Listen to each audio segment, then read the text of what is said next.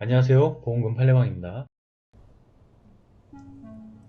고령자에 대한 무권 대리에 의한 부재소 합의는 효력이 없고 중등도 우울증 3개월 치료 후 흉기로 자살하였다면 자살사망보험금은 면책인지 여부에 관하여 서울중앙지법 2018라 26436 도대로 면밀히 이 사건을 들여다보겠습니다.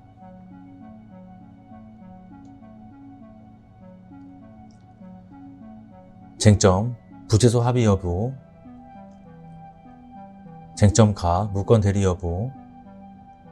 손해사정에 따른 진행 지급 요청서, 즉 합의서의 H 이름 옆에 원고의 대리인이라는 표시가 없는 점, 원고는 위 서류의 작성 당시 81세의 고령이었던 점에 비추어 보면 원고가 위 서류에 작성 당시 동석하였다는 사정만으로 H에게 원고를 대리할 권한이 있었음을 인정하기는 어렵고 달리 이를 인정할 증거는 없습니다. 쟁점나 민법 제125조 수권 대리 여부. 원고가 H에게 대리권 수여의 표시를 하였음을 인정할 증거가 없으므로 피고의 민법 제125조의 표현 대리 주장은 이유 없습니다. 쟁점 다 무권 대리의 추인 여부. 81세 고령인 원고가 이 사건 부재소 합의 당시 동석하였다는 사정만으로 원고가 부재소 합의의 의미를 충분히 이해하고 그 결과를 승인하였다고 보기는 어렵고 달리 이를 인정할 증거는 없습니다. 결론적으로 피고의 부재소 합의 주장은 이유가 없습니다. 쟁점 라, 망인이 사건 사고 당시 극심한 정신질환 등으로 자유로운 의사결정을 할 수 없는 상태였는지 여부.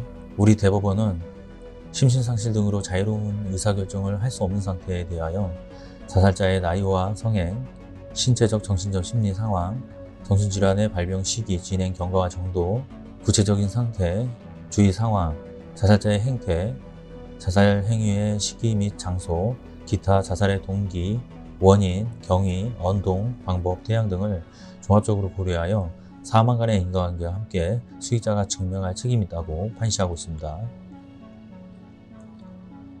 이 사건 사고는 망인이 이 사건 사고 당시 이 사건 면책 예외 사유인 심신상실 등으로 자유로운 의사결정을 할 수 없는 상태에 있었다고 보기는 어렵고 달리 이를 인정할 증거는 없습니다. 이유는 다음과 같습니다. 정신질환 등으로 자유로운 의사결정을 할 수 없는 상태에서 사망의 결과를 발생케 한 경우에 해당하기 위해서는 사망의 중대하고도 직접적인 원인이 외래의 요인에 의한 것이어야 하고 외래의 요인이 사망의 간접적이고도 부수적인 원인에 불과하였다면 망인이 자유로운 의사결정을 할 수 있는 상태로 보며 따라서 망인이 우울증 등의 정신질환이 있었다고 하더라도 그러한 정신질환이 망인 사고 당시의 행위를 전반적으로 지배할 정도에 이르는 중대하고도 직접적인 원인이 되어야 심신상실 등으로 자유로운 의사결정을 할 수 없는 상태에 이르렀다고 판단할 수 있다 할 것이고 이러한 점은 원고가 명백히 증명할 책임이 있습니다. 자살할 무렵 약 서너 개월 전에 망인은 우울증, 불면증, 불안장애 등으로 통원 및 입원 치료를 받았습니다. 중간중간 죽고 싶다는 말을 여러 차례 하였고 자살 시도도 하였습니다. 그러나 의무 기록에 의하면 입원 치료를 받으면서 수면 양상이 양호해졌고 자살에 대한 생각도 호전되었으며 안정적으로 입원 치료를 받았습니다. 주치의는 의사소통이 원활하고 망상이나 환청이 없었다고 회신하였습니다. 따라서 망인은 이 사건 사고 당시 중등도 우울병 에피소드 상태에 있었기는 하였으나 위 우울증이 중대하고도 직접적인 망인의 행위를 전반적으로 지배할 정도인 심신상실 등으로 자유로운 의사결정을 할 수 없는 상태에 이를 정도였다고 보기는 어렵습니다. 비록 망인은 과도로 자신의 가슴을 이르에 찌르는 방법으로 사망하였지만 그가 과도를 스스로 준비하여 자신의 승합차를 타고 10분간 운전한 후 왼손으로 티셔츠를 올리고 오른손에 쥔 칼로 자신의 가슴을 찔러 사망한 점, 부검감정서에 따르면 항우울제 이외에 약물이나 알코올 성분은 검출되지 않은 점, 이를 종합하여 보면 망인은 이 사건 사고 당시 자신의 생명을 끊는다는 것을 분명히 인식하고 그 결과를 용인하에 그것을 목적으로 하나하나 행동을 한 것으로 보입니다.